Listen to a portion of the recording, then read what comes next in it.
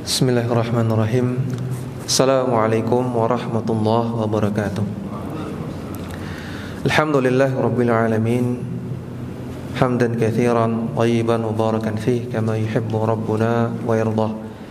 Salatu wassalam ala nabiyyina Muhammadin wa ala alihi wa sahbihi ajma'in. Amma ba'd. Ikhwah fillah wa akhwati fid din, rahimani wa rahimakumullah. Bapak-bapak, ibu-ibu, mas-mas, mbak-mbak yang semoga senantiasa dirahmati oleh Allah Subhanahu wa taala. Alhamdulillah, segala puji dan syukur kita panjatkan kepada Allah Subhanahu wa taala karena semata-mata atas nikmat, atas hidayah dan taufik dari Allah Subhanahu wa taala kita semua bisa berkumpul di sini untuk sama-sama kita menuntut ilmu syar'i, kita hilangkan kejahilan dari diri kita dan kita ingin mengetahui bagaimana kita menyembah Allah Subhanahu wa taala sebagaimana dengan yang Allah inginkan.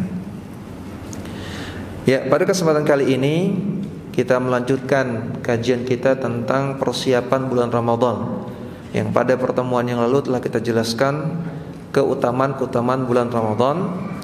Dan pada kesempatan kali ini kita akan membahas tentang sunnah-sunnah yang dianjurkan kepada kita di bulan Ramadan. Jadi tidak terkait dengan hanya puasa saja, namun sunnah terkait dengan bulan Ramadan. Dan sunnah-sunnah terkait Ramadan itu banyak sekali, sangat banyak sekali, dan nampaknya tidak mungkin kalau kita bahas semua dalam waktu setengah jam ke depan. Maka saya akan cukupkan dengan pembahasan 3 saja. Yang pertama tentang sahur, yang kedua tentang iftar atau buka puasa, yang ketiga tentang membaca Al-Quran. Ya, semoga Allah mudahkan. Ya, kita cukupkan 3 saja karena kalau bahas semua nggak cukup. Dan ini pun sudah banyak. Ya. Sahur, buka puasa, dan membaca Al-Quran. Ini sunnah-sunnah yang dianjurkan kepada kita semua di bulan Ramadan. Yang pertama kita akan bahas tentang sahur. Ya, sahur itu istilah untuk makanannya. Ya. Adapun waktunya namanya waktu sahar.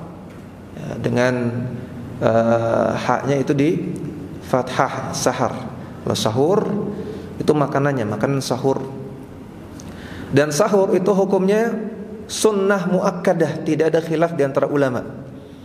Sahur, makan sahur hukumnya sunnah muakkadah, tidak ada khilaf di antara ulama, ijma'. Menunjukkan bahwasanya andaikan orang tidak sahur tidak apa-apa. Kalau dia sudah niat puasa di malam hari dan dia tidak sahur, tidak masalah, puasanya sah. Jadi kalau kebablasan bangun-bangun sudah adzan subuh, maka tidak masalah, yang penting sudah niat puasa, puasanya sah. Karena ulama ijma' sahur itu hukumnya sunnah, tidak sampai wajib, dan juga tidak termasuk rukun puasa, tidak. Dan karena sahur itu sunnah muakkadah, kalau bersengaja untuk meninggalkannya hukumnya makruh. Kalau niat saya nggak mau sahur, saya tak bablas saja sampai subuh, kalau sengaja demikian hukumnya makruh, nggak boleh, ya. Karena yang ada dalam hadis dalam bentuk perintah, Nabi mengatakan tasahharu fa inna fis sahuri barakah. Kalian sahurlah, tasahharu, sahurlah, bentuknya perintah. Karena dalam makanan sahur itu fa inna fis sahur, dalam makanannya, makanan sahur itu terdapat keberkahan. Hadis sahih Bukhari Muslim. Jadi tidak boleh sengaja meninggalkan makan sahur. Dan dalam hadis tadi fa inna fis sahuri, dalam sahur, ingat ya, sahur itu makanannya kalau waktunya sahar. Berarti hadis ini menunjukkan makanannya, makanan apapun yang dimakan ketika sahur itu terdapat keberkahan. Apapun yang antum makan, mau tempe gembus, mau gatot, mau kurma, mau nasi aking, mau apapun, mau mie instan juga terdapat keberkahan di dalamnya. Dalam hadis yang lain Nabi mengatakan as-sahuru kulluhu barakatun fala tada'uhu. Kata Nabi, makanan sahur semuanya itu berkah, maka jangan tinggalkan. Walau an yajra'a ahadukum jur'atan min ma'in fa inna Allah azza wa jalla wa malaikatahu yusalluna ala al-mutasahhirina. Walaupun kalian sahur hanya dengan seteguk air, maka Allah dan para malaikatnya bersolawat. Bersolawat artinya mendoakan kebaikan. Malaikat bersolawat artinya malaikat mendoakan kebaikan. Allah bersolawat artinya Allah melimpahkan rahmat. Jadi bukan Allah bersolawat sallallahu alaihi wasallam, bukan.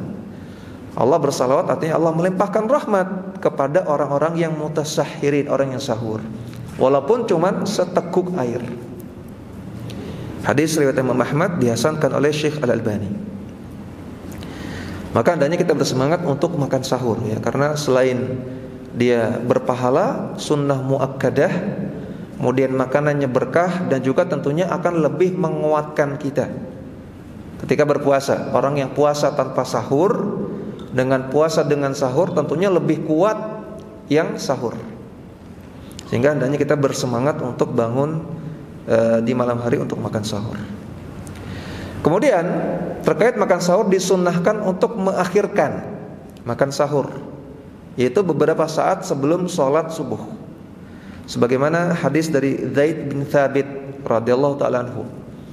Beliau mengatakan, atau beliau ditanya tentang kam kana bainal adzan was sahur, berapa jarak antara adzan dan sahurnya Nabi. Ditanya Zaid bin Thabit, ditanya tentang sahurnya Nabi, berapa jarak antara adzan dengan sahur. Maka kata Zaid bin Thabit, qadra 50 ayat, sekitar 50 ayat. Hadis sahih riwayat Bukhari dan Muslim. Dalam riwayat yang lain, kam kana bainas salati was sahur, berapa jarak antara salat dengan sahur. Zaid bin Thabit menjawab 50 ayat. Jadi ada lafadznya yang berapa jarak antara adzan dengan sahur dengan antara salat dengan sahur. Dan yang dimaksud di sini adalah sahur di sini maksudnya intihaus sahur. Ya, intihaus sahur, selesainya makan sahur. Sebagaimana penjelasannya Syekh Abdul Karim Al-Khudair, beliau katakan sahur di sini maksudnya selesainya sahur sampai adzan atau selesai sahur sampai salat. Jaraknya 50 ayat. Bukan mulainya sahur, itu mepet sekali kalau mulainya sahur. Ya 50 ayat sebelum adzan baru makan, ini terlalu mepet. Namun ini maksudnya selesainya makan sahur 50 ayat sebelum adzan atau sebelum sholat. Ya, tadi hadisnya sahih riwayat Bukhari Muslim. Ini menunjukkan makan sahur itu mepet, agak mepet waktu subuh. Jadi bukan jam 2 malam, bukan jam 3 malam, bukan jam 1 malam. Ya ada orang juga yang sahur jam 12 malam. Jadi sekalian begadang, makan sahur baru tidur. Ya, jadi enggak tidur dulu sebelum sahur. Ini keliru. Ini menyelisih sunnah Nabi. Sahur itu lebih utama mepet-mepet adzan. Dan orang yang sahur jam 2 malam, jam 1 malam atau jam 3 malam, walaupun ini menyelisih sunnah Nabi, namun masih sah, masih dikatakan dia sahur. Karena kata para ulama, batasan sahur itu mulai dari nisful lail, setengah malam, sampai waktu fajar, sampai subuh. Orang yang makan sahur, niat makan sahur di waktu rentang antara setengah malam sampai fajar, sampai subuh, masih dianggap sahur. Jadi orang yang makan sahur jam 2 malam, jam 1 malam, itu masih sahur, masih dianggap makan sahur dan dapat pahala, namun menyelisih sunnah ya, karena tidak diakhirkan mendekati waktu subuh. Nah kemudian hadis ini, hadis Zaid bin Thabit, qadra 50 ayat, sekitar 50 ayat. Apakah ini dalil bahwasanya ada waktu imsak? Ada waktu imsak yang disebut di negeri kita waktu imsak 10 menit sebelum waktu subuh. Apakah ini dalil untuk menyatakan adanya waktu imsak? Jawabannya tidak ada dalil sama sekali. Yang pertama dalam lafaz yang lain tadi, kam kana bainas shalah was sahur. Berapa jarak antara salat dengan sahur? Jadi antara selesai makan sahur sampai salat. Ya bukan antara sahur dengan adzan dalam riwayat yang lain, dalam lafaz yang lain. Berarti bukan sebelum adzan. Ya, kalau antara selesai sahur sampai salat bisa jadi kan itu ngepas dengan adzan, bisa jadi. Jadi bukan 50 ayat sebelum adzan dalam lafaz yang lain.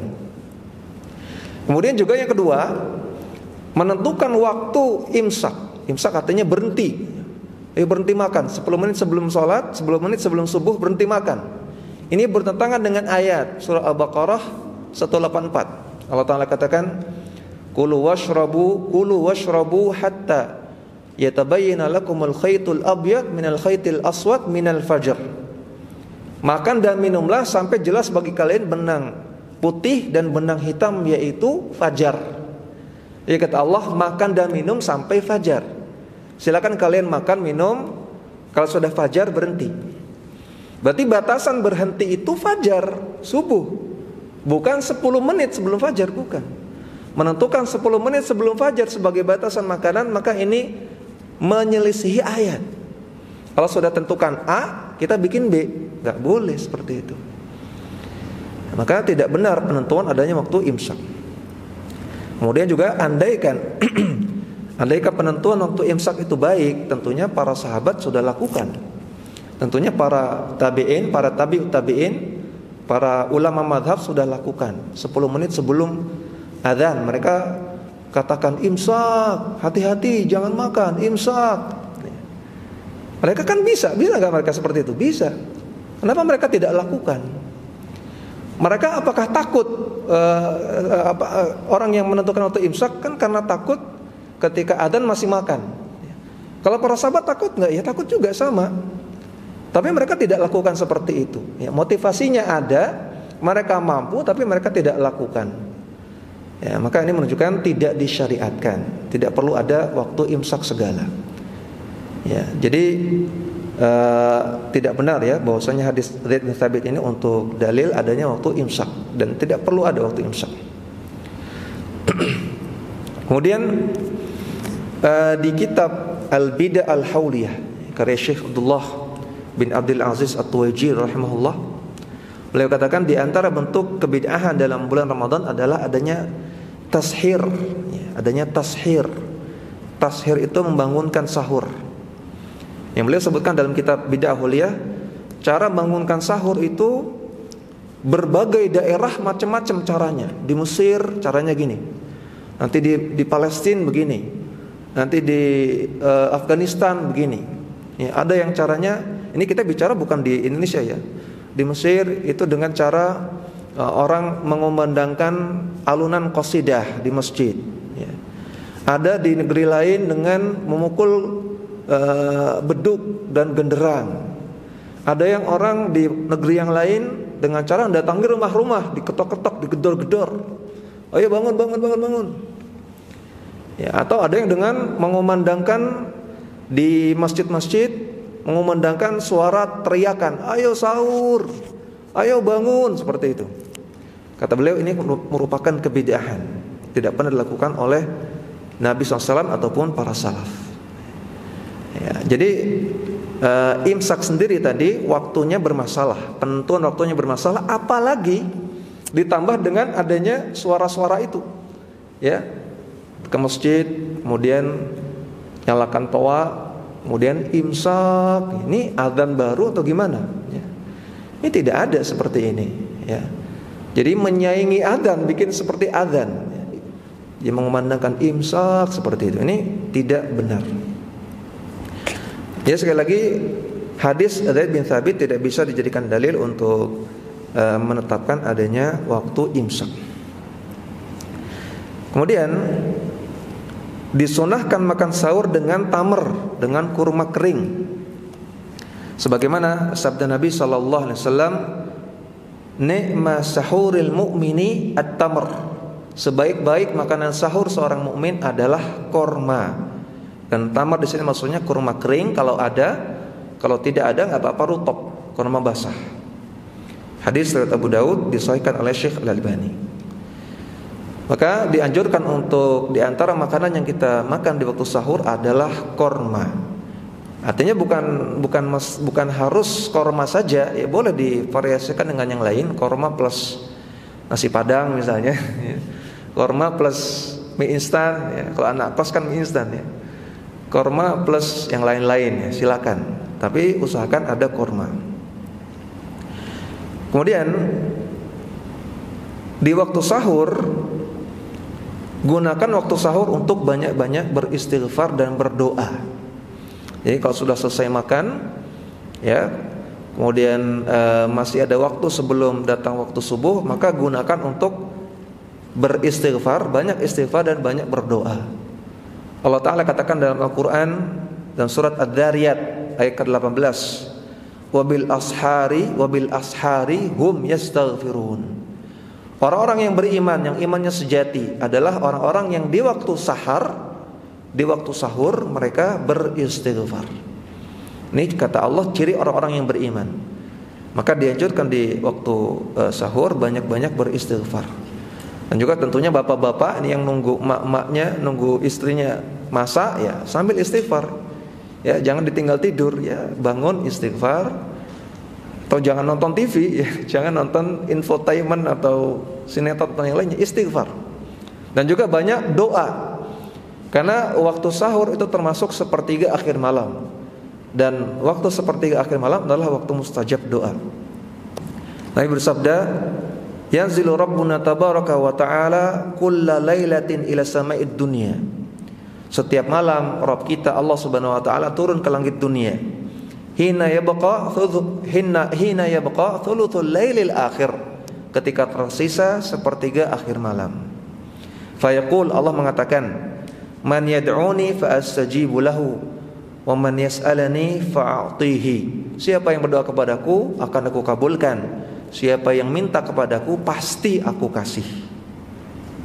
Hadis sahih riwayat Al-Bukhari dan Muslim. Maka gunakan waktu sahur untuk banyak-banyak istighfar dan banyak-banyak berdoa. Dan juga gunakan waktu sahur untuk banyak-banyak membaca Al-Quran. Kalau makan sudah, minum sudah, gosok gigi sudah, kemudian berdoa sudah, beristighfar sudah, ya, maka sisanya untuk baca Quran.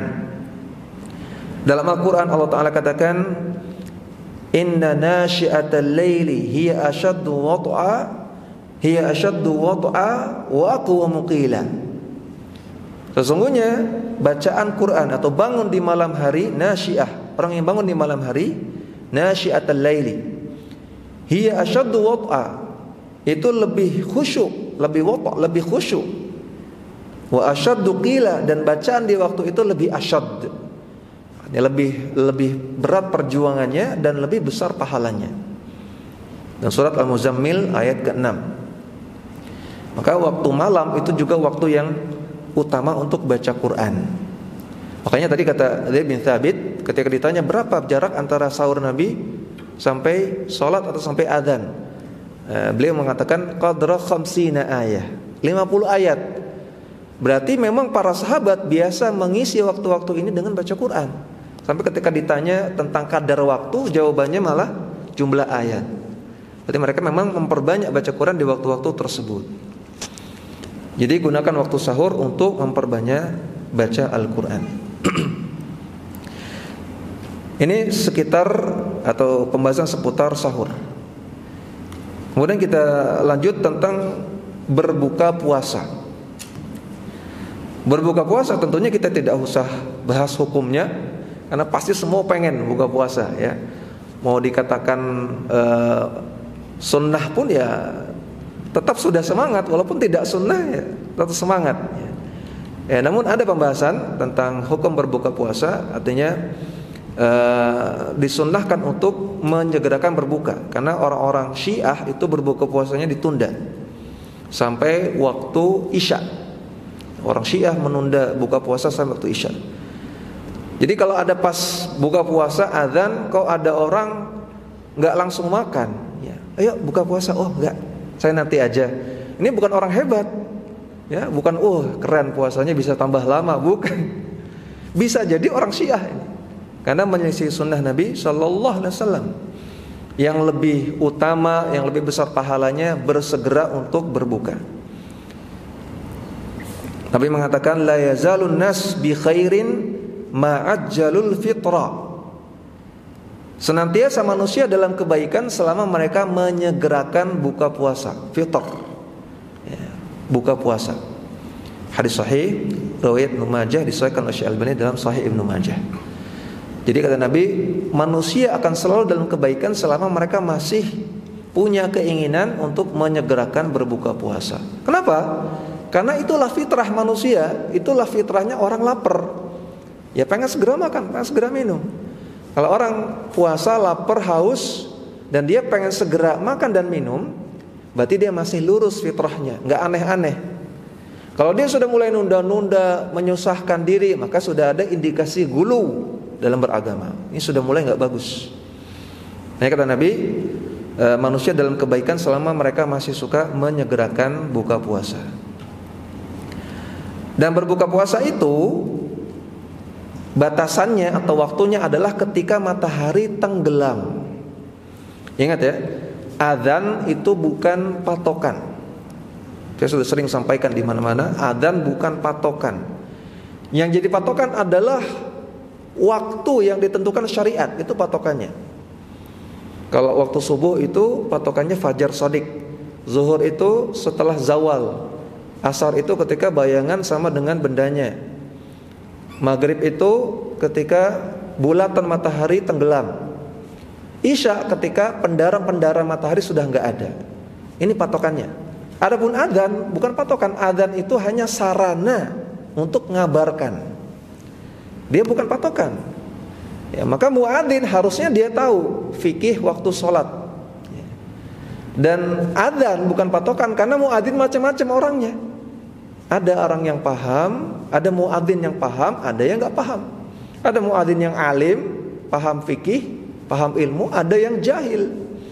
Ada muadzin yang amanah, yang dia benar-benar ketat, kalau sudah masuk baru saya adzan, kalau belum saya nggak mau adzan. Ada yang waton, ada yang enggak, yang penting saya ikut kalender abadi. Yang penting kelihatannya udah gelap azan. Ada yang waton. Maka adzan bukan patokan. Ya, makanya kita lihat adzan macam-macam, ada yang duluan, ada yang belakangan, ada yang tengah-tengah. Ya, karena faktor muadzinnya beda-beda kondisinya. Nah, jadi patokan buka puasa itu tenggelamnya lingkaran matahari.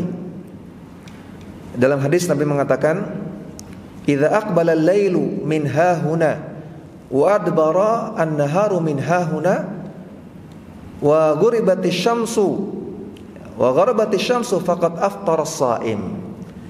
Ketika malam datang dari sini dan sini, ketika siang telah pergi dari sini dan sini, dan gharabatis syamsu, tenggelam matahari, maka faqad aftara as-shaim, orang yang puasa berbuka. Hadis sahih riwayat Bukhari Muslim. Jadi berbuka puasa itu ketika bundaran matahari sudah enggak kelihatan. Jadi kalau antum ada di tengah jalan dan tidak dengar ada azan, antum cukup lihat matahari. Matahari masih kelihatan enggak bundarannya? Kalau sudah enggak kelihatan, sudah antum buka aja, walaupun antum enggak bawa gadget, nggak kedengaran adzan, nggak tahu kalender, nggak masalah, karena patokannya itu. Ya, kalender adzan itu bukan patokan, itu hanya sarana. Ya, sekali lagi waktu berbuka adalah ketika lingkaran matahari tenggelam. Kemudian berbuka puasa dianjurkan dengan beberapa rutop, beberapa butir rutop atau kurma basah. Sebagaimana Rasulullah SAW bersabda, atau dalam hadis dari Anas bin Malik mengatakan, karena Rasulullah sallallahu alaihi wasallam yuftiru ala rutobatin. Nabi biasa berbuka puasa dengan rutobat, dengan beberapa butir kurma basah. Qabla ayyusalliya, sebelum beliau salat. Fa illam takun rutobat fa ala tamarat. Kalau beliau enggak punya rutab, enggak punya kurma basah, maka kurma kering. Fa illam takun hasawatin min ma'in. Kalau Nabi enggak punya kurma sama sekali, maka Nabi teguk beberapa air putih. Hadis riwayat Abu Daud, disahihkan oleh Syekh Albani dalam Sahih Abu Daud. Maka disunahkan memulai buka puasa dengan kurma. Dan tidak ada hadis berbukalah dengan yang manis. Ada itu. Itu made in Indonesia itu. Made in perusahaan sirup. Orang Arab nggak tahu. Ya, saya cari itu di Google ya. Aftiru bil halawat, seperti itu. Nggak ketemu, atau yang semana dengan ini nggak ketemu. Orang Arab dikasih tahu hadis ini bingung nih, apa nih? Baru dengar. Ini made in Indonesia, ini nggak ada hadis berbukalah dengan yang manis. Berbukalah dengan kurma, bukan dengan yang manis. ya. Jadi kalau ada makanan, ada koktail, ada kolak, ada puding, ada donat, macam-macam, pilih kurma dulu ya. Makan kurma dulu. Kalau kurma sudah, maka baru yang lain. Kalau kurma nggak ada, air putih, bukan koktail, bukan kolak, air putih dulu, beberapa teguk baru makanan yang lain. Kemudian waktu berbuka puasa adalah waktu yang mustajab untuk berdoa.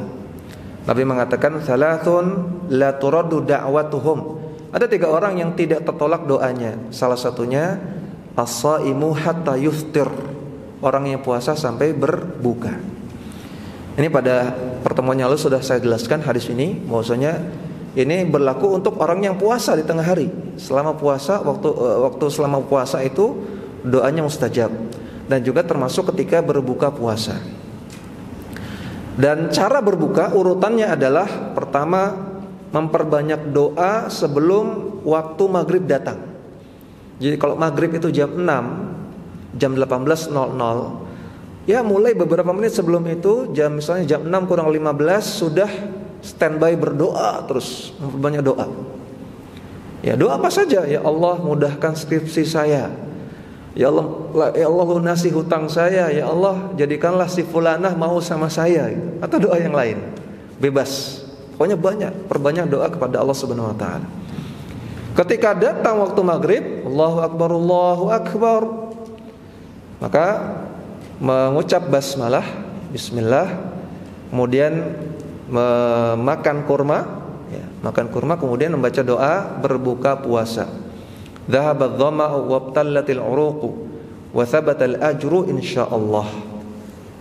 Artinya rasa haus sudah hilang, tenggorokan sudah basah, dan pahala sudah didapatkan insyaallah. Hadis riwayat Imam Ahmad, Abu Daud dan yang lainnya, dan sanadnya hasan. Nah, maka setelah itu baru silakan diserang aja itu koktailnya, kolaknya dan lainnya. Kalau sudah baca doa, ya. Nah, jadi itu urutannya. Terus bagaimana dengan doa Allahumma lakasumtu? Nah, ini sering dijadikan polemik, ya.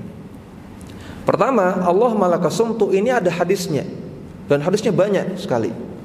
Namun masalahnya yang ada dalam hadis adalah Allahumma lakasumtu wa ala rizqika aftartu. Titik sampai situ. Yang ada dalam hadis itu, Allahumma lakasumtu wa ala rizqika aftartu. Titik saja. Tidak sama seperti lafaz yang banyak tersebar di masyarakat kita, beda. Yang ini ada hadisnya banyak. Bahkan kata Syekh Muhammad bin Shalih Utsaimin, dianjurkan baca doa ini, Allahumma lakasumtu wa ala rizqika aftartu. Selain juga beliau menganjurkan doa dhahabat dhama. Ya, beliau menguatkan hadisnya. Kata beliau hadisnya mungkin sampai ke derajat hasan karena banyak riwayatnya. Namun wallahu a'lam, hadis tentang Allahumma lakasumtu wa ala rizqika aftartu hadisnya dhaif. Walaupun riwayatnya banyak, tapi semuanya kelemahannya fatal, kelemahannya parah. Tidak semua hadis dhaif kalau banyak jadi hasan, tidak. Ada kriterianya, ada syarat-syaratnya. Dan hadis-hadis tentang Allah malakasumtu ini hadisnya dhaif dan dhaifnya parah, sehingga tidak naik ke derajat hasan. Walaupun kita akui memang ada sebagian ulama yang menghasankan, memang ada. Ya, tapi Allah alam yang lebih rajih hadisnya dhaif, tidak sampai derajat hasan. Adapun hadis dhahabat dhama wabtallatil uruq, ini juga ada perselisihan, ada ulama yang mendhaifkan. Sehingga ulama yang mendhaifkan, ya, hadis Allah malakasumtu dhaif, hadis dhahabat dhama juga dhaif, maka tidak ada doa khusus ketika buka puasa. Ini kata sebagian ulama. Tapi wallahu a'lam, saya juga sudah menelaah sanad-sanadnya hadis dhahabat dhama, ya, dan saya temukan hadisnya hasan, sebagaimana dikuatkan oleh Al-Imam Ad-Darqutni rahimahullahu taala, bahwasanya hadis dhahabat dhama ini hasan. Sebagaimana juga dihasankan oleh Syekh Al-Albani rahimahullahu taala. Jadi bisa diamalkan. Dan lebih bagus kualitasnya daripada hadis Allahumma lakasumtu. Dan yang tersebar di masyarakat kita, Allahumma lakasumtu wa bika amantu ala rizqika aftartu. birahmatika ya arhamar rahimin, tidak ada sama sekali dalam hadis. Sama sekali tidak ada. Kalau dalam kitab fikih ada.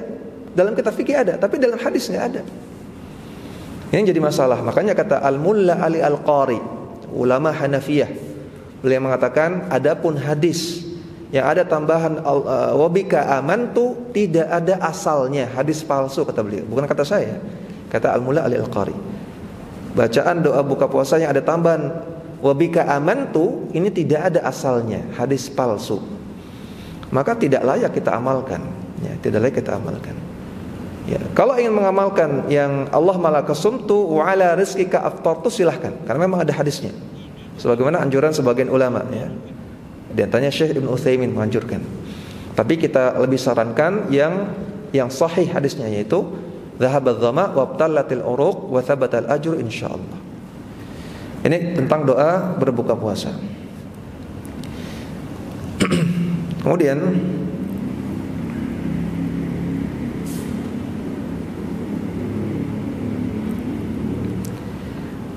berapa jeda antara adzan dan iqamah? Nah, ini penting bagi para pengurus masjid. Ya, terkadang orang buka puasa ya ketika adzan kan buka. Ya, belum habis kolaknya, belum habis nasi padangnya sudah qomat. Kan repot. Ya, maka kita perlu tahu berapa jarak adzan dan iqamah yang ideal berdasarkan sunnah Nabi. Rasulullah sallallahu alaihi wasallam bersabda, "Ij'al baina adzanika wa iqamatika nafasan qadra ma yaqdil mu'tasiru hajatahu fi mahlin wa qadra ma yafrighu al-akilu min ta'amihi fi mahlin." Jadikanlah antara adzan dan iqamahmu jedanya itu cukup untuk bernafas, nafasan. Artinya beliau jelaskan lebih lanjut lagi, sekadar orang yang sedang ada kebutuhan mampu menyelesaikan kebutuhannya. Kalau ada keperluan setelah adzan, dia masih sempat. Dan juga sekadar orang yang makan bisa menyelesaikan makanannya fi mahlin, dengan pelan-pelan. Kalau makan satu porsi makanan, kemudian belum selesai, kok sudah qomat, maka kecepatan qomatnya. Ya, kata Nabi, fi mahlin, orang makan satu porsi makanan pelan-pelan bisa selesai dan dia bisa ikut sholat di rakaat yang pertama, bisa ikut takbiratul ihram. Itu jeda adzan dan iqamah yang ideal seperti itu.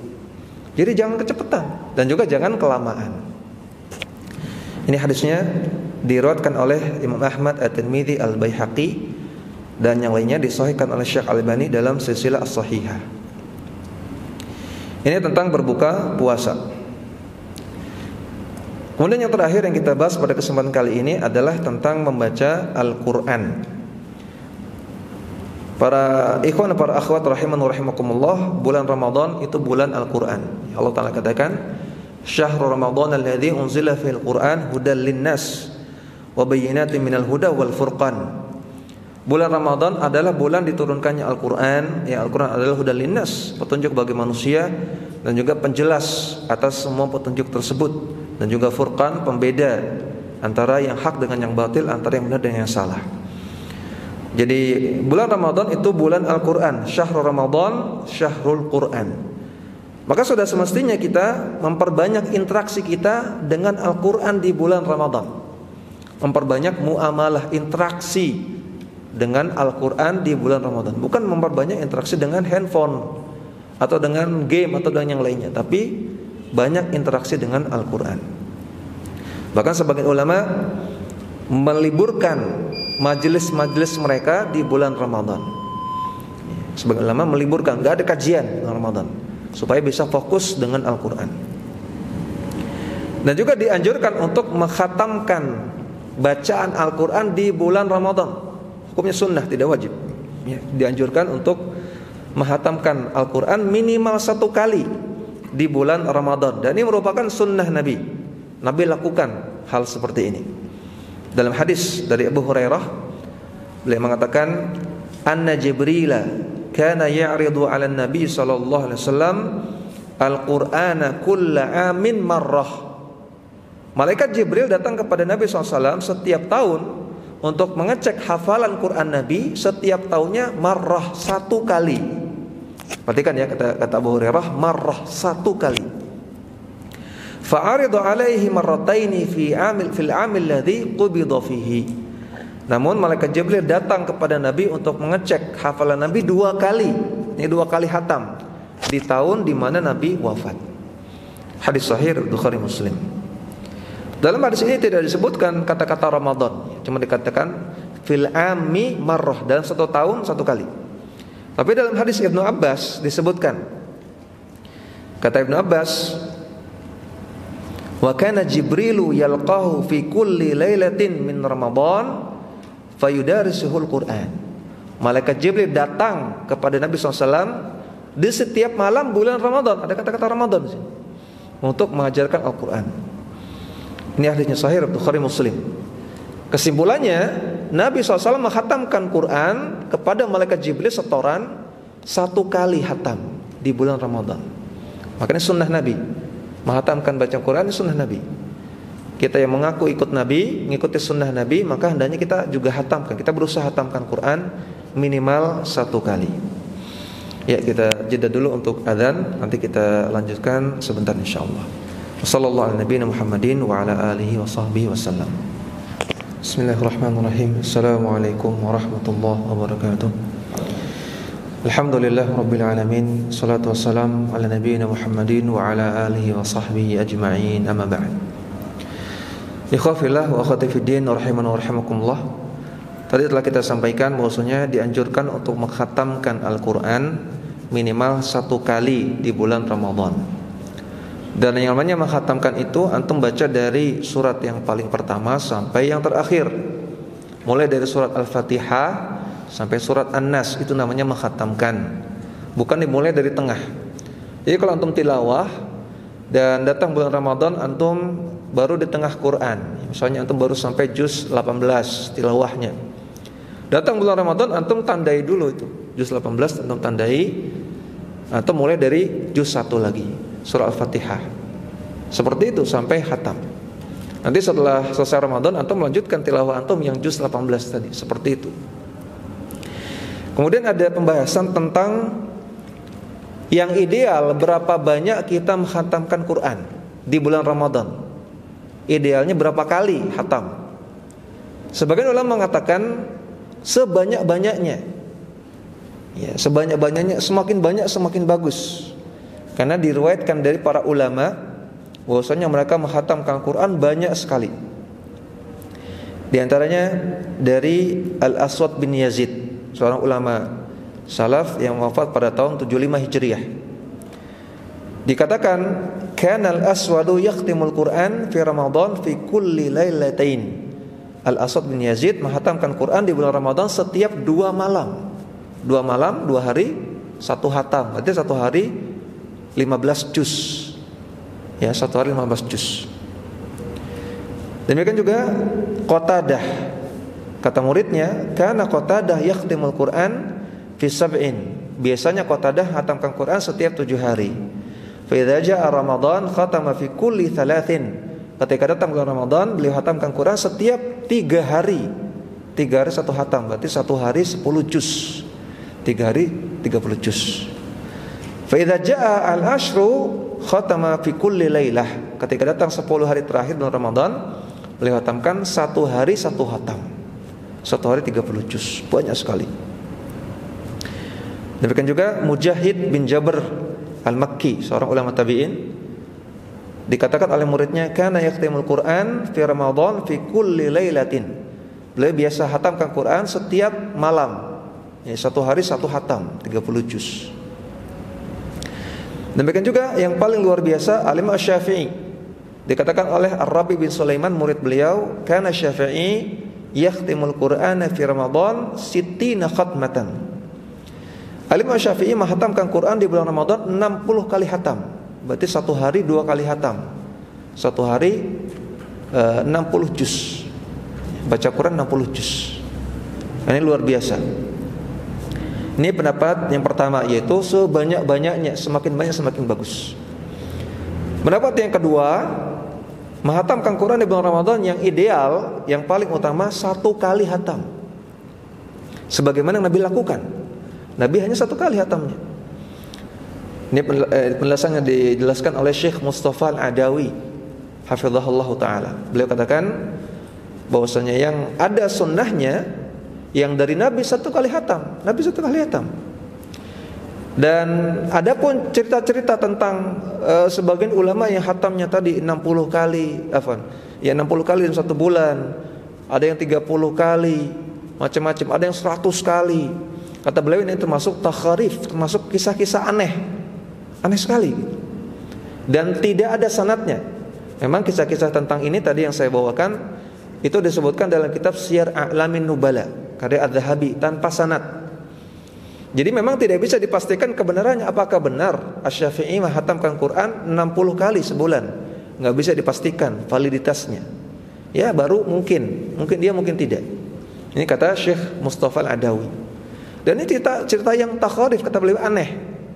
Kalau sehari 2 kali hatam, berarti satu hari 60 juz, 24 jam ya, atau 60 juz dibagi 24, itu akan dapat 2,5 juz. 1 jam baca 2,5 juz. Mungkin gak? Masih mungkin sih ya. Tapi kan ini kan 24 jam, jadi dia baca Quran aja, gak apa-ngapain, gak tidur, gak makan, gak ngajar, gak. Ini kata Syekh Mustafa Al-Adawi ini aneh ya. Imam Syafi'i itu bashar, kata beliau, manusia, bukan jin ya, bukan yang lain. Jadi tentunya ada batas-batas kemampuan ya. Kalau menghatamkan sehari 2 kali hatam nih kayaknya gak mungkin itu, kata Syekh Mustafa Al-Adawi ya. Maka kata beliau yang ideal 1 kali hatam, tapi boleh lebih. Sebagaimana sahabat Abdullah bin Amr ibn al-As pernah datang kepada Nabi, ya Rasulullah, saya bisa hatamkan Quran sehari 1 kali hatam. Kata Nabi, jangan ya, kurangi ya. Saya bisa 2 hari 1 hatam, jangan, kurangi. Sampai akhirnya 7 hari 1 hatam, kata Nabi boleh. 7 hari 1 kali hatam, Nabi berbolehkan. Dan Nabi bersabda dalam hadis yang sahih, la yaqilul Qur'ana man yakhtimuhu duna 3. Tidak akan paham Al-Quran orang yang menghatamkan di bawah 3 hari. Kalau di bawah 3 hari terlalu cepat, gak bisa direnungkan, gak bisa ditadabburi, terlalu cepat bacanya. Maka maksimal baca 3 hari 1 hatam. Nah maka kata Syekh Al-Adawi boleh, kalau ini boleh. Setiap 3 hari 1 hatam boleh, atau setiap 7 hari 1 hatam, karena ada dalilnya ya. Adapun tadi perbuatan sebagian ulama yang 1 bulan 30 kali hatam, 1 bulan 60 kali hatam, ini perbuatan ulama bukan dalil. Yang dalil itu perbuatan Nabi, perbuatan sahabat. Perbuatan ulama bukan dalil. Maka kita kembalikan kepada dalil-dalil mengatakan Nabi 1 kali hatam, dan Nabi bolehkan 3 hari 1 hatam atau 7 hari 1 hatam. Dan kalau 3 hari 1 hatam berarti berapa kali? 30 dibagi 3, 10 kali hatam di bulan Ramadan. Dan ini yang dianjurkan oleh Syekh Muhammad bin Shalih Utsaimin. Beliau katakan di bulan Ramadan sebisa mungkin hatamkan 5 kali hatam atau 10 kali hatam. Ala kulli hal, hendaknya kita memperbanyak interaksi dengan Al-Quran, baik membacanya, mentadabburinya, mempelajarinya, belajar tajwidnya. Yang penting kita banyak interaksi dengan Al-Quran. Dan juga yang penting diamalkan ya. Jangan kita sudah bahas berapa kali hatam, 1 kali, apa 5 kali, apa 10 kali, apa 60 kali. Ternyata kita pahamnya ternyata kita hatamnya cuman setengah kali hatam, cuma 1/3 hatam ya. Nggak nyampe 1 kali. Wah, percuma bahas-bahas tapi antum nggak amalkan ya. Yang penting antum berusaha ya, untuk menghatamkan Quran di bulan Ramadan. Dan sedikit tips supaya kita lebih mudah untuk hatamkan Quran di bulan Ramadan. Yang pertama, membaca Quran tidak harus pakai suara. Karena namanya qiraah itu minimal ada tahrikul lisan, gerakan lisan. Karena terkadang kalau kita baca Quran pakai suara 15 menit capek, ya enggak? 30 menit serak. Ya, kemudian 45 menit habis. 1 jam udah gak ada suara. Jadi terkadang kalau pakai suara mudah capek ya. Maka kita katakan tidak harus pakai suara ya, bisa dengan yang penting ada gerakan lisan. Baca Quran dengan lirih, dengan ada gerakan lisan. Ini lebih mudah, kita akan bisa dapat banyak Kemudian yang kedua, hendaknya punya mushaf kecil, bisa dibawa kemana-mana. Antum nunggu bis, antum baca. Antum nunggu antrian, ngantri minyak goreng misalnya, sambil baca Quran. Antum kuliah, nunggu kuliah selanjutnya, baca Quran. Ya. Antum naik kereta, baca Quran. Antum naik mobil ojek online, antum baca Quran. Yang lainnya. Jadi bisa dimanfaatkan waktu yang lowong-lowong untuk baca Quran. Kalau Qurannya gede, susah bawanya. Ya. Hanya kalau bisa punya mushaf kecil. Kemudian kalau tidak ada mushaf atau kalau susah pakai mushaf, bisa pakai gadget. Ya, alhamdulillah sekarang banyak aplikasi-aplikasi Quran yang bisa kita pakai. Ya. Bisa kita baca dari gadget. Kemudian hendaknya punya target. Ya, kalau ingin hatamkan Quran 1 kali, maka targetnya 1 hari berapa juz? 1 juz. Ya, 1 hari 1 juz, 30 hari 30 juz. Jadi punya target.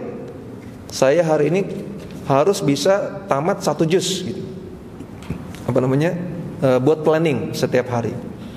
1 juz itu biasanya 10 lembar atau 9 lembar tergantung cetakannya. 10 atau 9. Kalau 10 lembar antum bagi 5 misalnya, contoh, bagi 5 sekali duduk habis 2 lembar gitu. 5 kali baca dapat 1 juz. Ya. Intinya antum harus punya planning, jangan waton. Yang penting baca, enggak. Kalau itu nanti enggak dapat 1 kali hatam ya. Kemudian perbanyak baca di malam hari, perbanyak porsi baca di malam hari. Kalau antum tadi target 1 hari 1 juz 10 lembar. Maka coba baca di malam hari 6 lembar misalnya.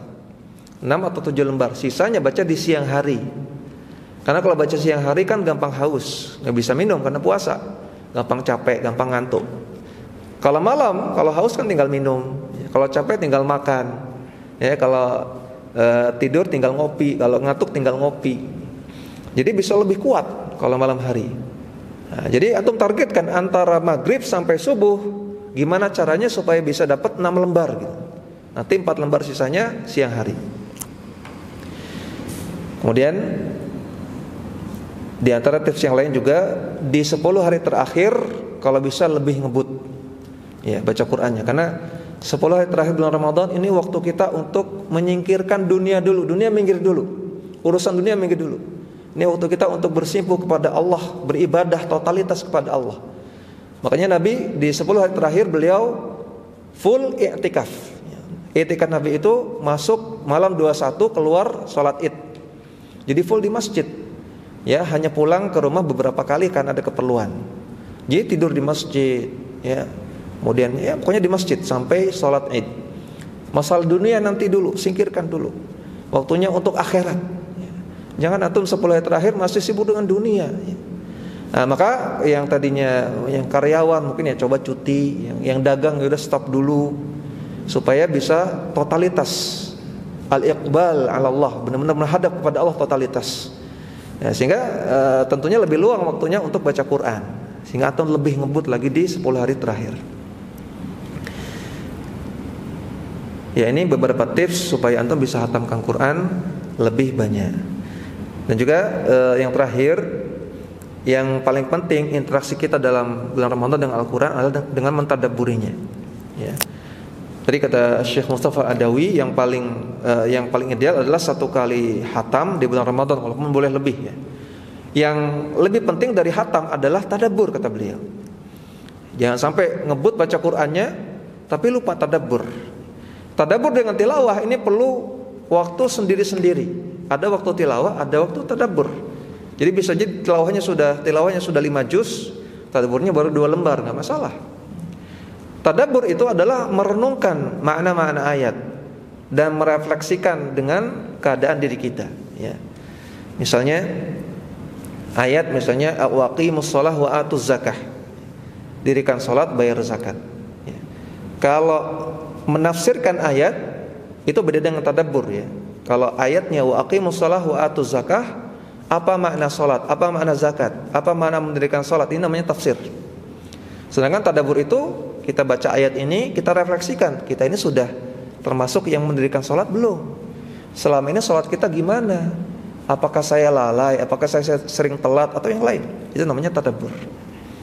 Maka semua orang bisa tadabbur. Tapi tidak semua orang bisa tafsir. Dan orang yang bisa tafsir tujuan utamanya untuk tadabbur.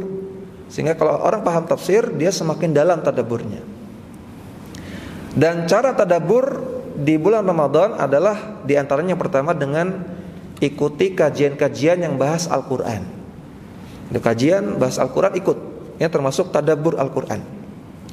Kemudian baca buku-buku tafsir. Dan yang ideal setiap keluarga, setiap rumah itu punya satu minimal buku tafsir.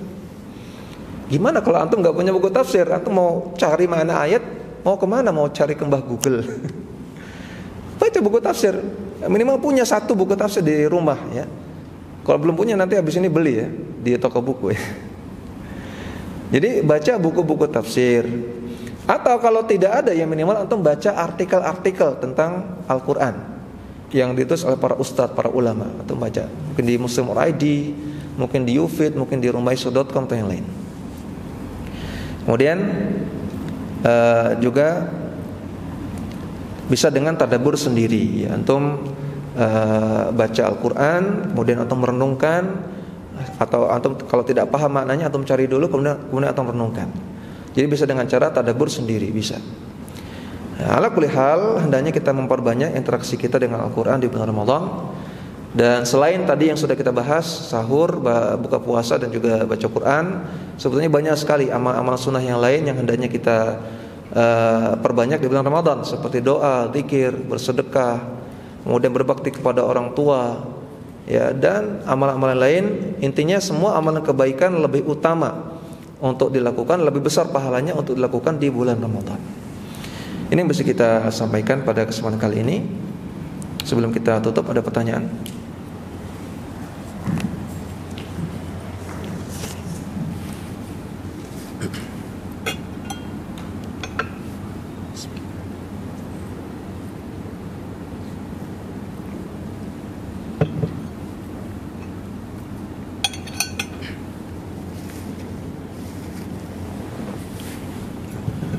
Jazakumullah.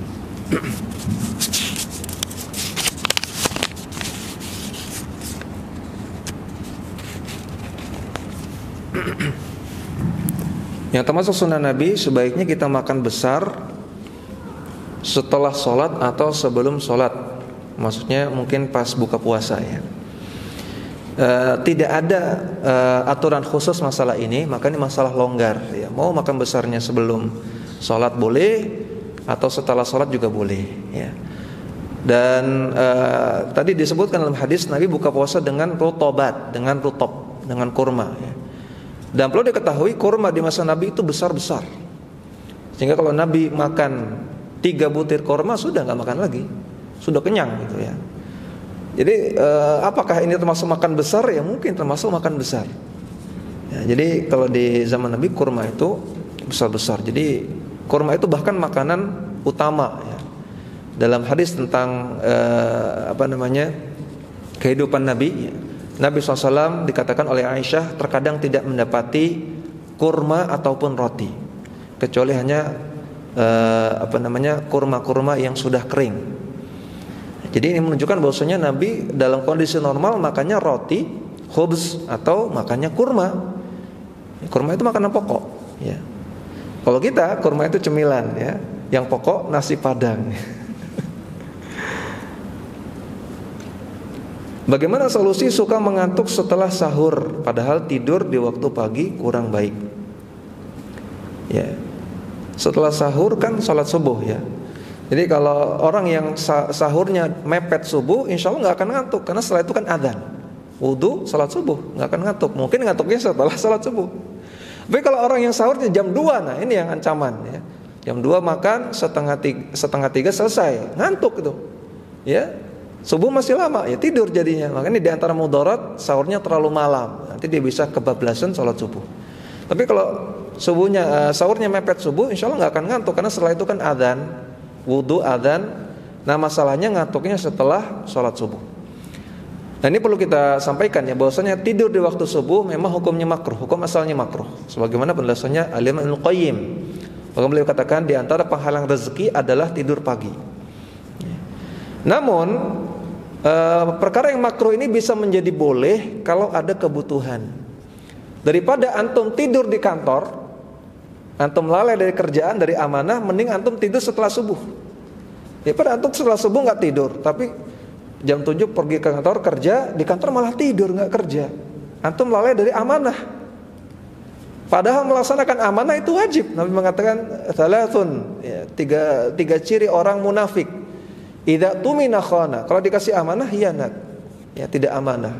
Dosa besar melalaikan amanah. Maka daripada antum melalaikan amanah, antum tidur aja setelah subuh supaya seger, supaya di kantor tidak tidur. Ya, atau antum kuliah, daripada antum ketika kuliah malah tidur, ya mendingan antum tidur setelah subuh. Ya, kaidah fiqhiyah, perkara yang makruh jadi mubah kalau ada kebutuhan.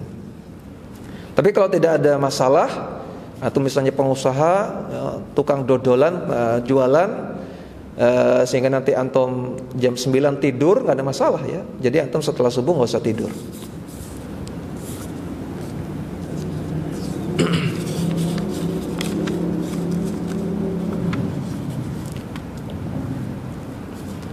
Apakah mengkonsumsi kurma ketika buka puasa disunahkan berjumlah ganjil? Nah, ini ada khilaf di antara ulama ya. Karena yang disebutkan dalam hadis itu rotobat, beberapa butir kurma, tidak disebutkan jumlahnya.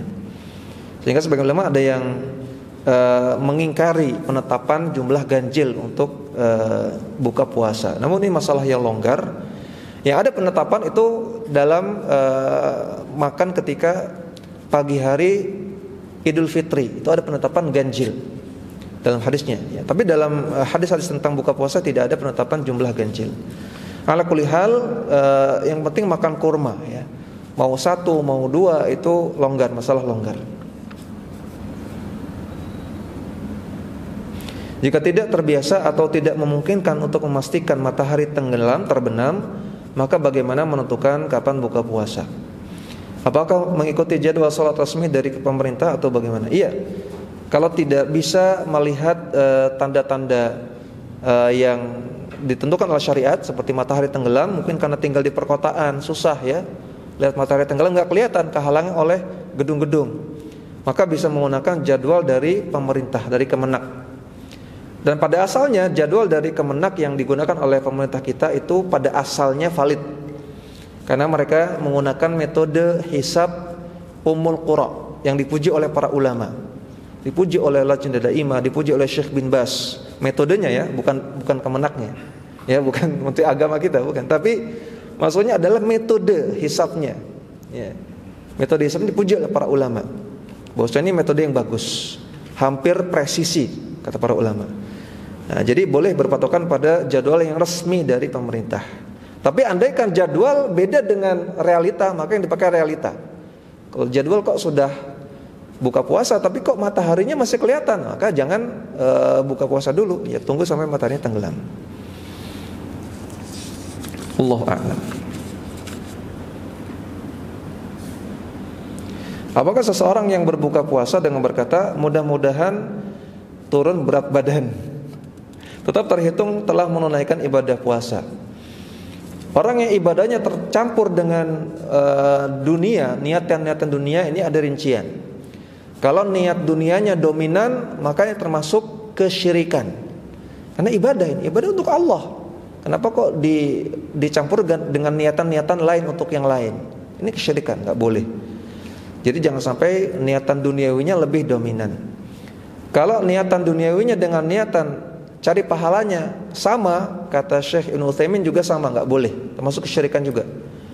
Tapi kalau lebih dominan untuk cari pahala, maka masih boleh, tapi kurang utama. Yang utama yang dituntut dari kita adalah benar-benar ikhlas. Wa ma umiru illa liya'budullaha mukhlishina lahuddin. Tidaklah kita diperintahkan kecuali untuk beribadah kepada Allah semata dan mengikhlaskan amalan soleh untuk Allah. Jadi 100% puasa untuk menaati Allah, bukan untuk cari niatan-niatan duniawi. Wallahu a'lam. Apakah boleh mengumumkan imsak untuk keluarga saja agar tidak kebablasan? Makan ada yang melewati waktu sahur.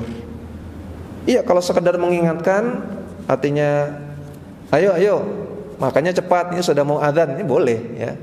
Yang jadi masalah adalah keyakinan adanya batasan waktu baru 10 menit sebelum adzan, itu yang jadi masalah, keyakinannya. Meyakini bahwasanya 10 menit sebelum adzan harus berhenti makan atau dianjurkan berhenti makan. Ini yang jadi masalah. Jadi ini masalahnya keyakinannya itu.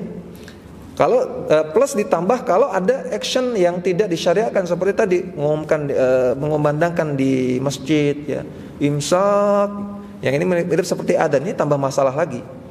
Tapi yang inti adalah keyakinannya tadi. Adapun cuma ngasih tahu, ayo cepat makan, udah mau adzan, ini nggak masalah, ya, tidak ada masalah sama sekali. Apakah boleh menikah di bulan Ramadan? Boleh, nggak ada masalah. Tidak ada larangan ya, hukum asalnya boleh-boleh saja. Ya, kalau nikahnya di siang hari ya tentunya jangan ada hidangan. Ya, kalau pengen ada hidangan ya nikahnya setelah berbuka puasa.